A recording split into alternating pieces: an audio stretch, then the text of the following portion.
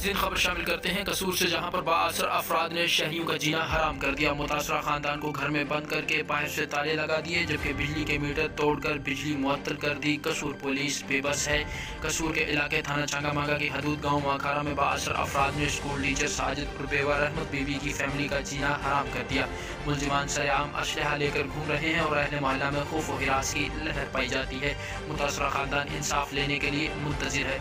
मुतासरा खानदान को घर के बाहर ताले लगाकर अंदर बंद कर दिया गया और बिजली के मीटर तोड़कर बिजली भी बंद कर दी गई। मुतासरा खानदान का घर से बाहर निकलना मुश्किल हो गया। अजीज़ो अकारिब से टेलीफोनिक राब्ते शुरू कर दिए हैं। मुतासरा खानदान का कहना है, बाअसर अफराद ने हमारे साथ बहुत नाइंसाफ़ी की।